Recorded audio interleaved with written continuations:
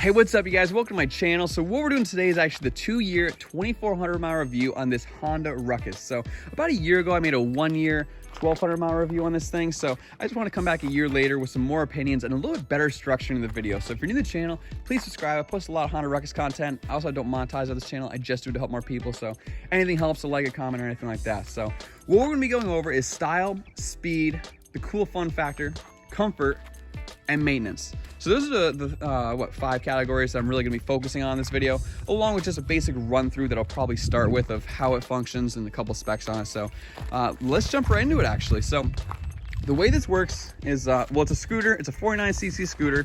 I think they retail for about $2,700. I got mine for $700. It's about 10 years old. I got mine for $700 used. It was highly modified, and I had to correct a lot of things. So I actually have a video about why never modify your Honda Ruckus, and also how I got a cheap $700 Ruckus. So those actually, I'll give you the answers. They just go in, and it was a very poorly there was no tasteful modifications. Things were just painted weird colors and things were modified, and I've basically fixed everything except for the one cold air intake right there. I really want to get the stock air box, but it's really difficult. So there's a lot to it. It's not just a simple air box. All right, so the simple functionality, it's got, when you turn the high beams on, the high beam light goes on, the gas light goes on when the gas is low, the blinker light goes on when the blinkers are on. It doesn't tell you which direction the blinkers are going, but it just tells you that a blinker is blinking. Very simple speedometer. The mileage, I added a tachometer on here, and I think, and also hours, I guess, but yeah, it goes about 8,300 RPMs at 40 miles per hour. I believe that's about where it is. So, all right, let's turn it on. You can hear the fuel pump engage if you listen real close. Goes glug, glug, glug, glug, about, I don't know, 8 times. And then you don't have to rev it or anything. It just starts right up. Idle's really nice. And I just pulled it out of my shed. I did not start it this morning, which is good. It's got a kickstart too if your battery's dead. You know, the only thing is the fuel pump won't prime. I said in my last video, actually, my last review, how I could kick it and kick it and kick it all day and it wouldn't start. But the issue, I think, was that I didn't have the parking brake engaged. I should have mentioned that earlier too. Before you start it, you need to have this parking brake engaged. It's the rear brakes on the left. And yeah. Starts right up like nothing. There's also a kill switch right here. Start button, kill switch. So if it's not starting to, just make sure you check your kill switches on and your parking brakes on. It's got a very stereotypical scooter horn, and I love this thing. So I'll start off by saying I absolutely love this thing. I want to go into some more things, but I love this thing. I think it's the coolest thing ever. I think it's an incredible, fun, amazing thing. I've never bought anything for $700 I had this much fun with. So let's jump into styling. Styling, I think the styling is incredible. I give it a 10 out of 10. I think these cool retro military-like but modern headlight, the incandescent headlights, the boxy styling, it's just like retro but also modern and well kept. I think it's an incredible looking scooter. I don't think it can compare to any of the foreign scooters. I think that is its own, it's just its own style, its own character. I think it's such a cool style. There's a lot of different colors too. This is obviously the blacked out one. There's the white and red one. There's the new 2021 ones, have a lot of really interesting colors, but I like this blacked out one. I didn't get it because I like the blacked out one. I just got it because it was very, very inexpensive. So style, 10 out of 10. Speed, I will say it goes 40 on a flat surface. I'm an average height, average weight adult, and it goes about 40 miles per hour pretty simply on a flat ground. Sometimes 43 if I'm going downhill or maybe the wind's with me. But again, it's totally stock.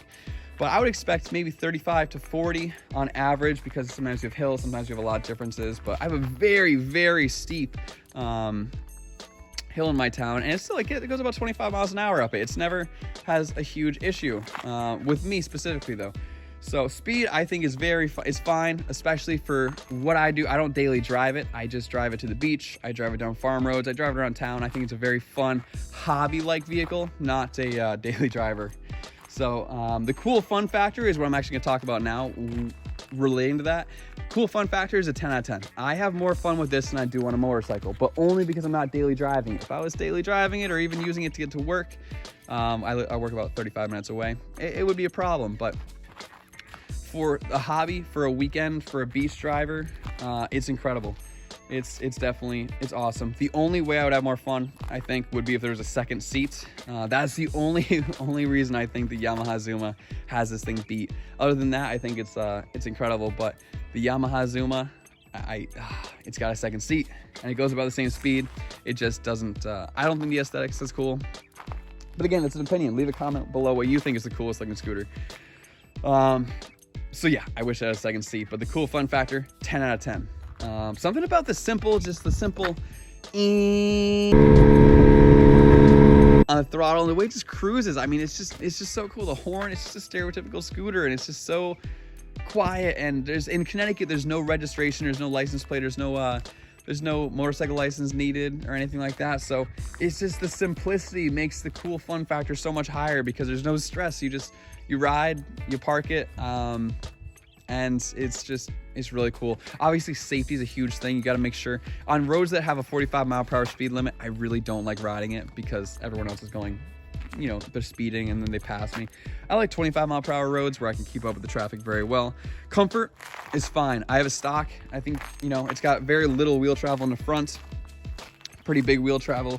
Actually, with the geometry, it's probably not that big. It's probably 2 inches, but for a pavement road vehicle, it's pretty good wheel travel. And I'd say comfort's fine. I think comfort's great. And my back gets stiff sometimes in normal life, but it never really has a problem on this. So I give that a great 10 out of 10. And then lastly, maintenance. Maintenance is great. Maintenance is incredible. I'll put a picture on the screen. I have a video actually, the maintenance. I'll put a link in the bio.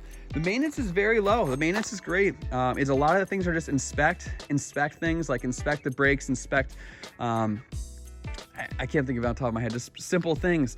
There's not a lot of replace. I mean, you replace the oil at certain times, but it's usually just inspect air filter, inspect brakes, inspect ... a bunch of things. So I bought the book separately on eBay. I think it's a great thing to have just to make sure the maintenance schedule is kept up. I think this thing, I mean, I've seen them with 50,000 miles on eBay. I'm sorry, or Craigslist.